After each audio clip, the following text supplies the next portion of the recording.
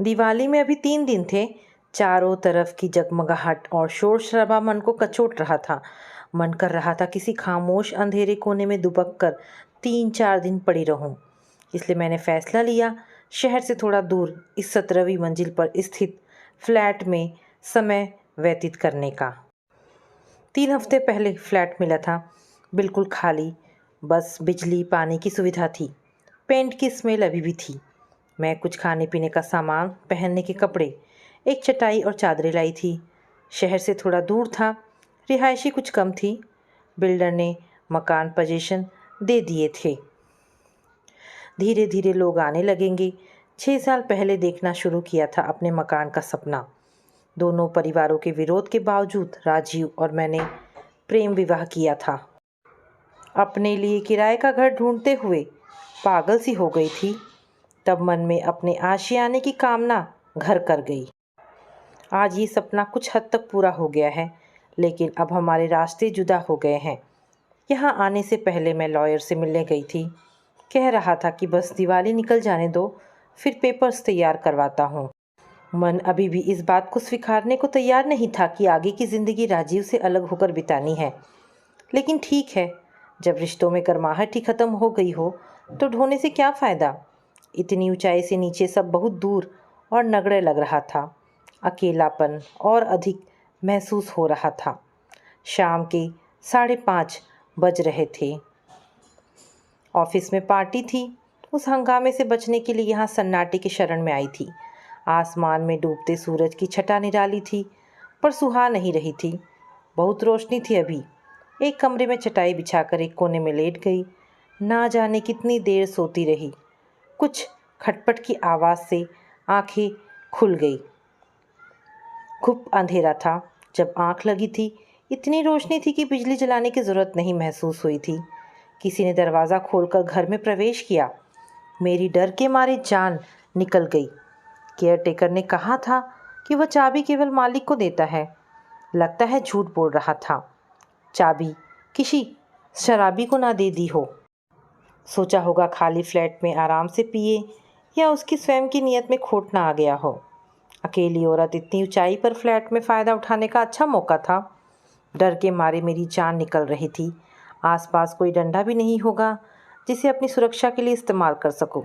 डंडा होगा भी तो अंधेरे में दिखेगा कैसे। सांस रोके बैठी थी।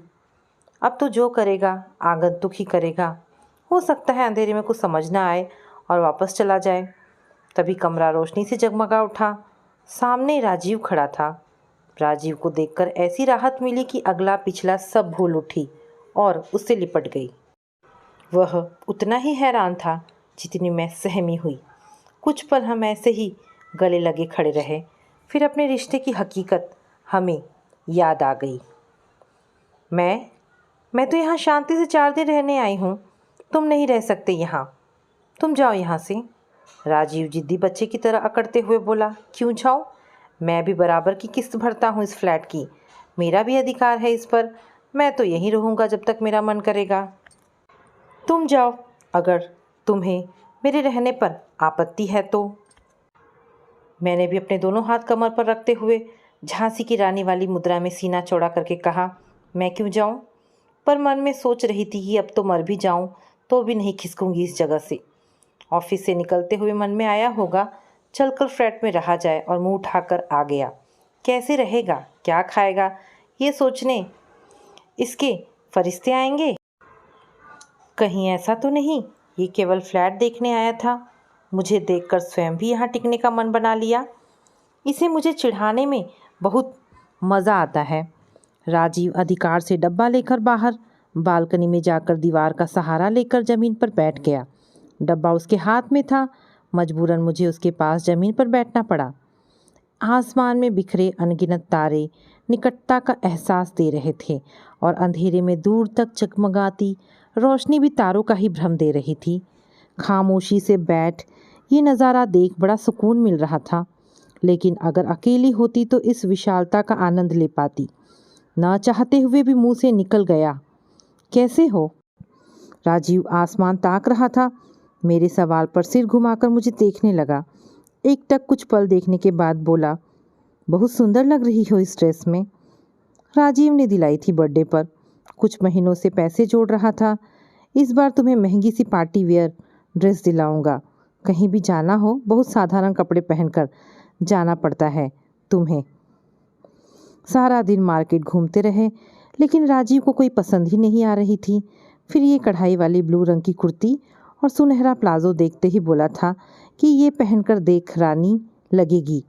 आईने में देखने की ज़रूरत ही नहीं पड़ी। उसकी आंखों ने बता दिया ड्रेस मुझ पर कितनी फब रही है। कितना समय हो गया है इस बात को। मौके का इंतज़ार करती रही।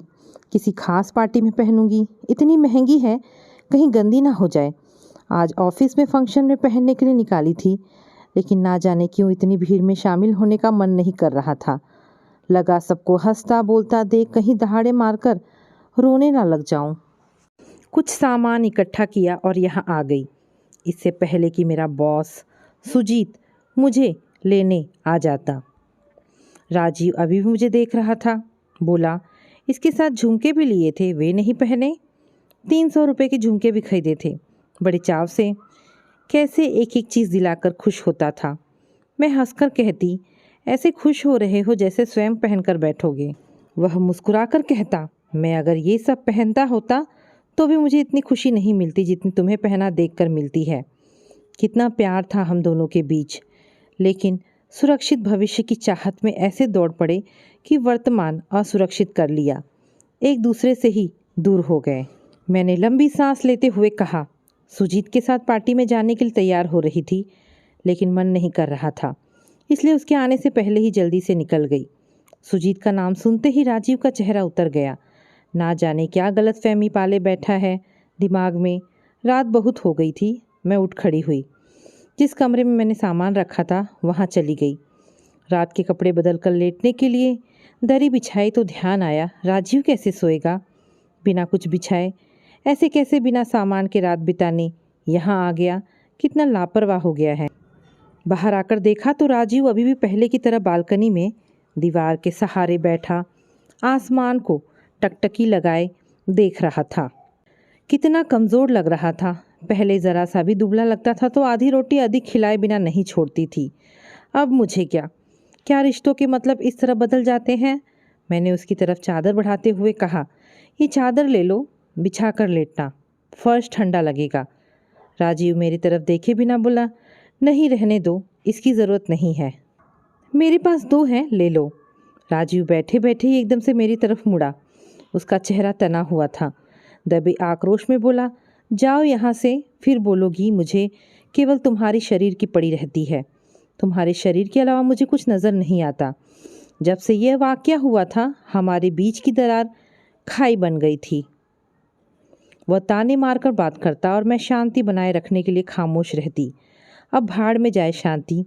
तो क्या गलत बोला था। थकी हारी ऑफिस से 7 बजे आती और तुम बस वे सब करना चाहते थे। वैसे तो मुझे उसके छूने से, उसके करीब आने से एक नैसर्गिक प्रसन्नता और तृप्ति मिलती थी। लेकिन उन दिनों ऑफिस के माहौल से बहुत परेशान थी। घर आते ही मन करता था राजीव के कंधे पर सिर रखकर ऑफिस की भड़ास निकालकर थोड़ा रोने का। लेकिन उसे आधे घंटे में ट्यूशन पढ़ाने निकलना होता था। मेरे आते ही वो मुझे बाहों में खींच लेता। उस दिन कुछ तबीयत ठीक नहीं थी और ऑफिस में भी कुछ अधिक ही कहा सुनी हो गई। भरी बैठी थी, अतः उसके करीब आते ही सारा आक्रोश उस पर निकल गया। धक्का देते हुए बोली इस शरीर के अलावा और कुछ नहीं सूझता क्या। वह ठिठक गया, फिर एकदम पलटकर बाहर चला गया। रात को 11 बजे तक आता था और मेरी नींद ना खुले इसलिए ड्राइंग रूम में ही सो जाता था। उस रात भी उसने ऐसा ही किया। सुबह जब मेरी आँख खुली तो वो तैयार होकर ऑफिस जा रहा था। बिना कुछ खाए और बोले वह चला गया। शाम को मेरे आने से 1 घंटा पहले घर आ जाता था और मेरे आते ही हम आधा घंटा अपनी तन मन की सब बातें करते थे। इसके अलावा हमारे पास एक दूसरे के लिए समय नहीं होता था। लेकिन अब मेरे आने से पहले वह निकल जाता था। रोना तो बहुत आता था पर मैं सही थी। उसके पास मुझसे बात करने के लिए 2 पल भी नहीं होते थे। वह खड़ा हो गया, मेरे कंधों को ज़ोर से पकड़कर चीखते हुए बोला तुमने उस दिन मेरे प्यार को गाली दी। जीवन में अगर अपने से अधिक किसी को प्यार किया तो वो तुम हो। अगर केवल तुम्हारे शरीर का भूखा होता तो कॉलेज में 4 साल तक बिना हाथ लगाए नहीं रहता। मन तो बहुत मचलता था, लेकिन वादा किया था कि तुम्हारी इज्जत से कभी खिलवाड़ नहीं करूँगा। वही तो आधा घंटा मिलता था करीब आने का। सारा दिन बीत जाता तुम्हारे बारे में सोचते सोचते। तुम्हारे नज़दीक आकर पूर्णता का एहसास होता, स्फूर्ति आ जाती, दुनिया का सामना करने की ताकत मिल जाती। मेरे प्रेम की अभिव्यक्ति थी वह। तुम में समाकर इतने करीब हो जाने का एहसास था कि लगता हम एक हैं। उसने मेरे कंधे छोड़ दिए। आवाज़ थरथरा रही थी, आंखों में दर्द था और वह लड़खड़ाते हुए बाथरूम में चला गया। मेरा मन भारी हो गया। उसकी नज़रों से कभी सोचने की कोशिश नहीं की। दोनों एक दूसरे का साथ चाहते थे, लेकिन अलग अलग तरीके से। जीवन की भाग दौड़ में समय इतना कम, ज़रूरतें इतनी अधिक, सब बिखर गया। बात केवल गलतफहमियों के कारण बिगड़ी होती तो शायद संभल जाती, लेकिन हमारे रिश्ते में धोखा और झूठ भी शामिल हो गए थे। कमरे में जाकर लेट गई और रोते रोते कब सो गई पता ही नहीं चला। सुबह फिर बाहर के दरवाजे की खुलने की आवाज़ से आँख खुली। ताला कुछ सख्त लगता है। कमरे से बाहर आई तो राजीव खाने पीने का सामान लेकर आया था। चेहरे पर वही उसकी चिर परिचित मुस्कान। कितने भी गुस्से में हो, बहुत जल्दी सामान्य हो जाता है। मैं बातों को मन में रखकर अपना भी दिमाग खराब कर लेती हूँ और दूसरों से भी चिढ़कर बात करने लगती हूँ। राजीव, आज गर्मा गर्म कॉफ़ी पीते हैं। नीचे कुछ खाने पीने की दुकानें खुल गई हैं, कह मैं जल्दी से ब्रश कर आई। फिर हम कल की तरह बालकनी में फर्श पर बैठकर नाश्ता करने लगे। राजीव आसमान की तरफ देखते हुए बोला, यहाँ से सुबह शाम आसमान की छटा कितनी निराली दिखती है। अद्भुत नज़ारा है। अगर हम साथ रहते तो कितना अच्छा लगता। रोज़ यहाँ बैठकर बातें करते। कह तो सही रहा था, लेकिन जो नहीं हो सकता मैं उसके बारे में बात नहीं करना चाहती। नाश्ते में एक पेस्ट्री भी रखी थी। हम अक्सर छोटी से छोटी खुशी सेलिब्रेट करने के लिए मीठे में एक पेस्ट्री ले आते थे। दोनों आधी आधी खाते थे। ये पेस्ट्री किस खुशी में? याद है, आज ही के दिन हमें मिले 4 महीने हुए थे और तुमने मेरे साथ डेट पर जाना स्वीकार कर लिया था। तुम भी कमाल करते हो, ना जाने कैसे छोटी छोटी बातें याद रख लेते हो। वो डेट वेट नहीं थी, कॉलेज कैंटीन में बैठकर कॉफ़ी पी थी बस। केवल तुमसे संबंधित बातें ही याद रख पाता हूँ। कैंटीन में उस दिन साथ बैठकर कॉफ़ी पीना एक महत्वपूर्ण कदम था। जब तुम पहले दिन कॉलेज आई थी तो सुजीत और मेरी तुम पर एक साथ नज़र पड़ी थी। दोनों के मुंह से निकला था कि वाह कितनी सुंदर लड़की है। हम दोनों के दिल पर तुमने एक साथ दस्तक दी थी।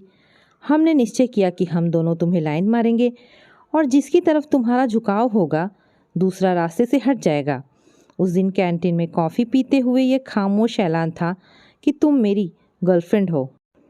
मुझे ये सब नहीं पता था। दोनों ने शुरू में मुझे प्रभावित करने की कोशिश तो की थी। सुजीत गुलाब देता तो वह गुलदस्ता लाता।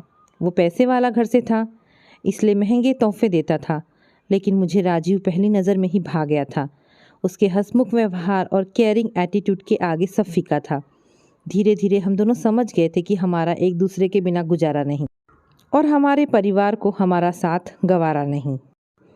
राजीव के परिवार को मेरे नॉनवेज खान पान से दिक्कत थी, तो मेरे मम्मी पापा को राजीव की आर्थिक स्थिति खल रही थी। वैसे मेरे परिवार के पास भी कुछ खास नहीं था, लेकिन पापा को लगता अपनी बहनों की तरह मैं भी अपनी खूबसूरती के बल पर पैसे वाले घर में जगह बना सकती हूँ। ग्रेजुएशन करते ही हम दोनों ने शादी की और जो जॉब मिली पकड़ ली। फिर किराए का घर ढूंढना शुरू किया। 12-15 हज़ार से कम का कोई अच्छा मकान नहीं मिल रहा था। बहुत धक्के खाकर 2 कमरों का फ्लैट 10,000 किराए पर मिला। वह भी बस काम चलाओ था। तब हमने निर्णय लिया आगे सोच समझकर जीवन की राह पर चलेंगे। पहले कुछ पैसे जमा करेंगे। अपना स्वयं का घर नहीं बन जाता तब तक परिवार नहीं बढ़ाएंगे। शुरू की हमारी ज़िंदगी बड़ी खुशहाल रही। दोनों 6 बजे तक घर आ जाते, फिर बहुत बातें करते और सपने देखते। किराया देने के बाद अधिक नहीं बचता था, लेकिन एक दूसरे के साथ मस्त थे। फिर राजीव को लगा कुछ और पैसे कमाने के लिए ट्यूशन पकड़ लेनी चाहिए और मुझे लगा प्रमोशन और अच्छे सैलरी के लिए एमकॉम कर लेना चाहिए।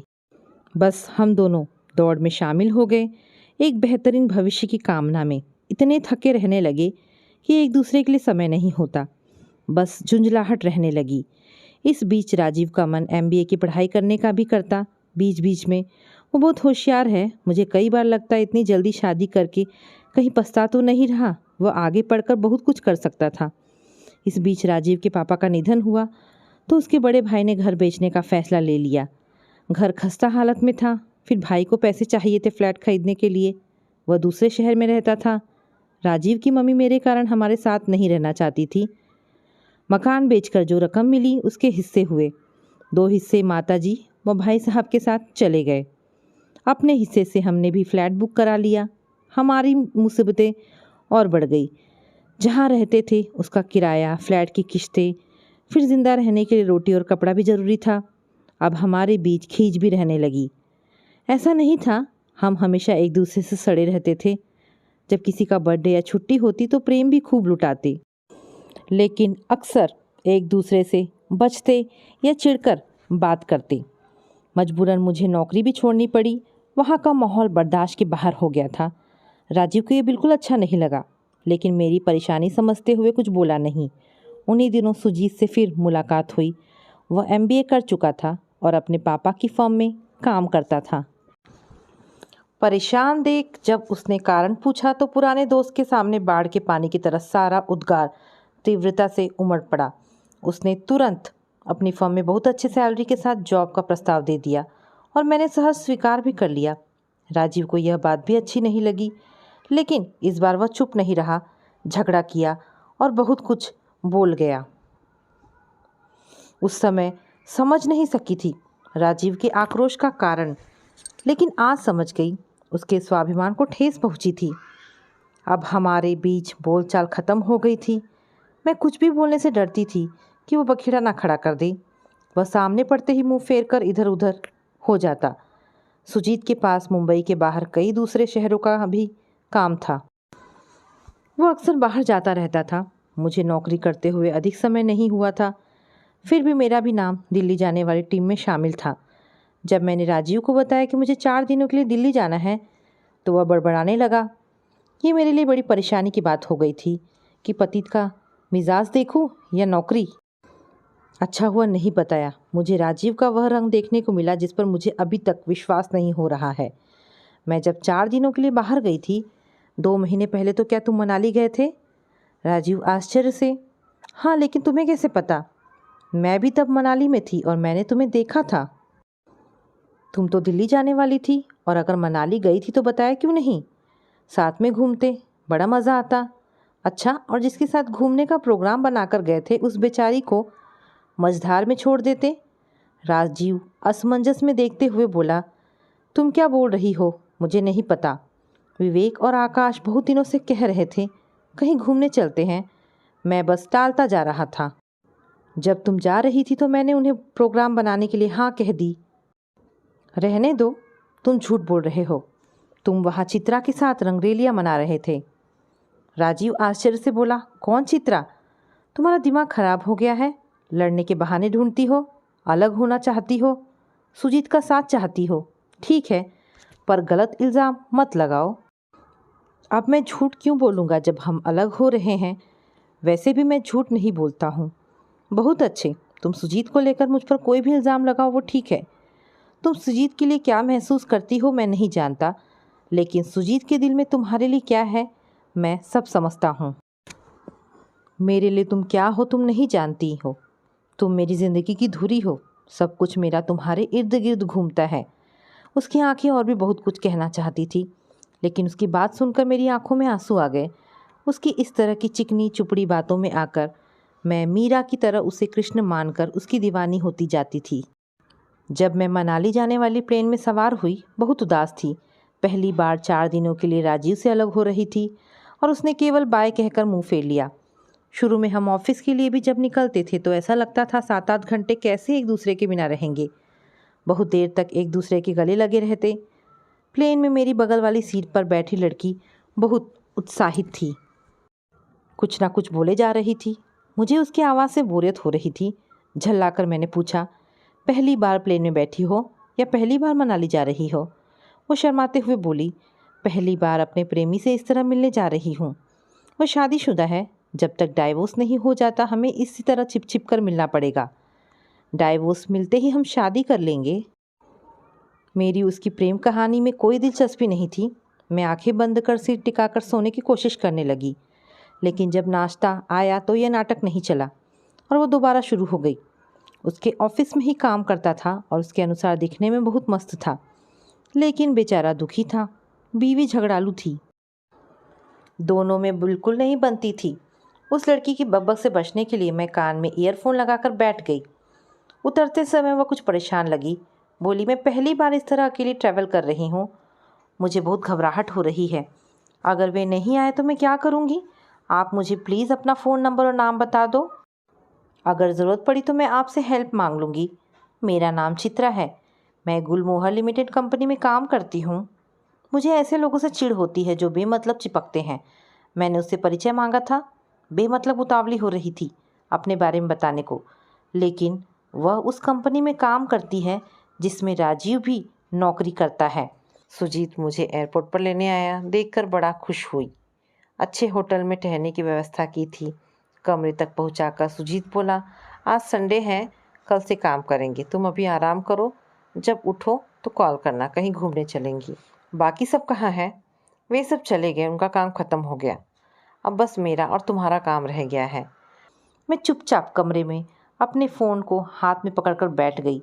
अगर राजीव का फ़ोन आया ये पूछने के लिए कि मैं ठीक से पहुंच गई कि नहीं और मैं इधर हुई, तो बात नहीं हो पाएगी। अतः मैं शाम तक ऐसे ही बैठी रही, पर उसका फ़ोन नहीं आया। तभी दरवाजे पर दस्तक हुई। खोला तो सामने सुजीत था। ये क्या, कपड़े भी नहीं बदले, जब से ऐसी ही बैठी हो? मैं इंतज़ार करता रहा तुम्हारे बुलाने का। तैयार हो जाओ, हम बाहर घूमने चलते हैं, वहीं कुछ खाकर आएंगे, वह बोला। मैं बेमन सी हो गई और फिर सिरदर्द का बहाना बनाकर जल्दी वापस आकर कमरे में सो गई। अगले दिन जिस होटल में ठहरे थे वहीं का ऑडिट करना था, इसलिए सुबह से शाम तक काम करते रहे। शाम को सुजीत फिर घूमने की जिद करने लगा। अकेले रोज़ उसके साथ इस तरह घूमना मुझे ठीक नहीं लग रहा था, लेकिन क्या करती। घूमते घूमते चित्रा दिख गई। अकेली थी फिर चिपक गई। उस दिन मुझे उसका साथ बुरा नहीं लगा। सुजीत से उसका परिचय कराकर हम इधर उधर की बातें करने लगे। चित्रा ने बताया कि उसका बॉयफ्रेंड कल आने वाला था रोड से, पर गाड़ी खराब हो गई तो बीच में ही कहीं रुकना पड़ा। अब रात तक आएगा। वो अकेली थी, हमारे साथ घूमने लगी। सुजीत बोर हो रहा था, लेकिन मुझे क्या। अगले दिन सुजीत जिद करने लगा कि कुछ शॉपिंग करते हैं। मैं अधिकतर जीन्स पहनती हूँ, तो मुझे शर्ट टी शर्ट की दुकान पर ले गया। चित्रा वहाँ पुरुषों के विभाग में शर्ट देखने में व्यस्त थी। उसने हमें नहीं देखा, बड़ी अजीब फंकी सी शर्ट देख रही थी। खैर, मैंने राजीव के लिए एक चेकदार शर्ट खरीदी और बाहर जाने लगी तो चित्रा से टकरा गई। चित्रा ने अपनी ली हुई शर्ट दिखाते हुए पूछा, ये कैसी शर्ट है? शर्ट चटक पीले रंग की थी। मैं व्यक्तिगत तौर पर ऐसी शर्ट पसंद नहीं करती, लेकिन मैंने उससे कहा अच्छी है और आगे बढ़ गई। राजीव की याद इतनी सता रही थी कि बर्दाश्त नहीं हो रहा था। आखिर मैंने फ़ोन किया, लेकिन कांटेक्ट नहीं हो सका। अगले दिन हमारा काम ख़त्म हो गया, लेकिन सुजीत ने जानबूझकर एक दिन अधिक रखा था आसपास घूमने का। मुझे जानकर बड़ी बोरियत हुई। मेरा बिल्कुल मन नहीं था एक भी दिन और रुकने का। जब घर पहुंची तो राजीव घर पर नहीं था। सोचा उसकी शर्ट निकाल कर पहन लेती हूँ। मैं ऐसा अक्सर करती जब भी उसकी नज़दीकी का एहसास करना होता था। अलमारी खोलते ही सामने पीले रंग की शर्ट दिखी। हाथ में लेकर देखा तो ये वही शर्ट थी जो चित्रा ने अपने बॉयफ्रेंड के लिए खरीदी थी। अब कहने सुनने को कुछ नहीं बचा था। स्थिति एकदम साफ थी। एक कागज़ पर मैसेज लिखा, मैं तुम्हें छोड़कर जा रही हूँ। अब हमारे रिश्ते में ऐसा कुछ नहीं बचा कि हम साथ रहें। मैं किसी लॉयर से बात करके आगे फ्रेंड के घर रहने आ गई। उसके बाद राजीव के बहुत फ़ोन आए, लेकिन मैंने फ़ोन नहीं उठाया। जानती थी उसकी आवाज़ सुनकर रो पड़ूंगी और कमज़ोर पड़ जाऊंगी। 17 महीनों से एक जिंदा लाश की तरह घूम रही हूँ। सुजीत ने बहुत हेल्प की। दाद देनी पड़ेगी बंदा, जितना मेरे साथ धैर्य से पेश आ रहा है कोई नहीं आ सकता। लॉयर से भी उसने जोर देकर समय लिया, वरना मैं तो टालती जा रही थी। राजीव ने जब मेरा हाथ पकड़कर दबाया तो मैं अतीत से बाहर निकली। ऐसा एकदम से क्या हुआ कि तुम घर छोड़कर चली गई?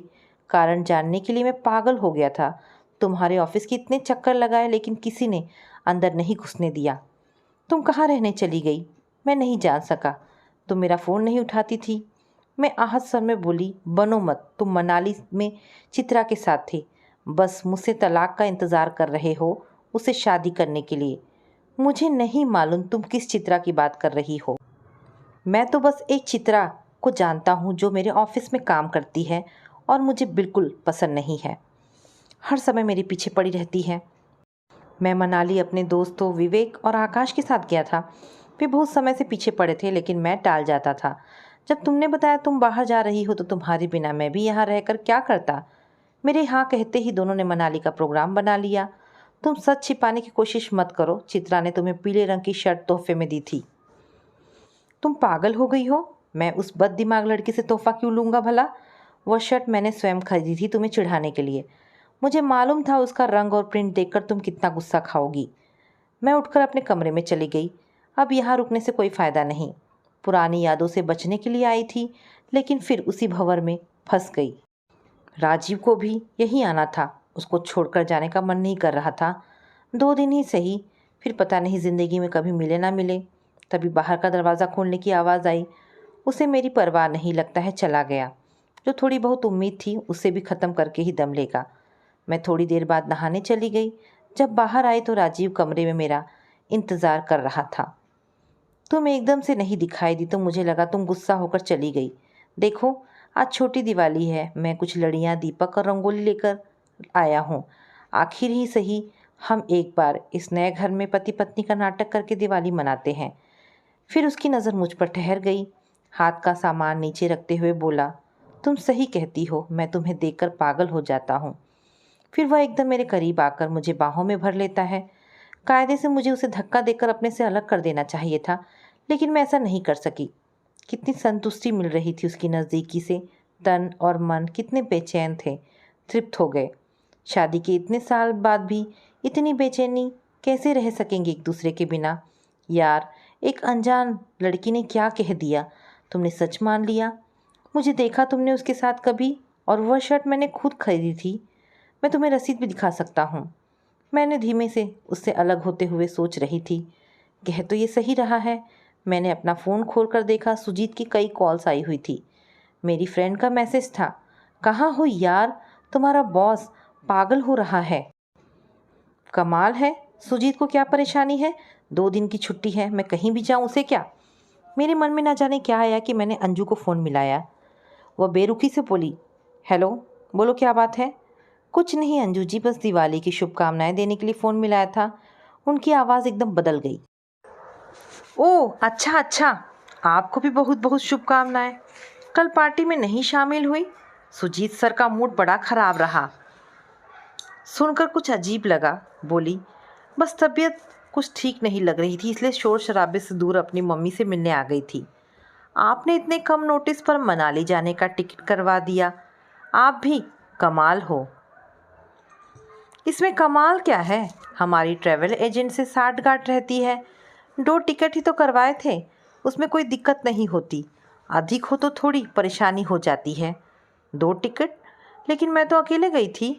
तुम्हारी बगल में चित्रा बैठकर गई थी। उसका टिकट भी मैंने ही करवाया था, सुजीत सर के कहने पर। वो सर की चचेरी बहन है, उसने तुम्हें बताया नहीं? मैं इतनी थकी हुई थी कि प्लेन में बैठते ही नींद आ गई, इस कारण हमारी खास बात नहीं हुई। फिर थोड़ी देर इधर उधर की बातें करके मैंने फ़ोन काट दिया। राजीव मेरे करीब आते हुए बोला, क्या हुआ?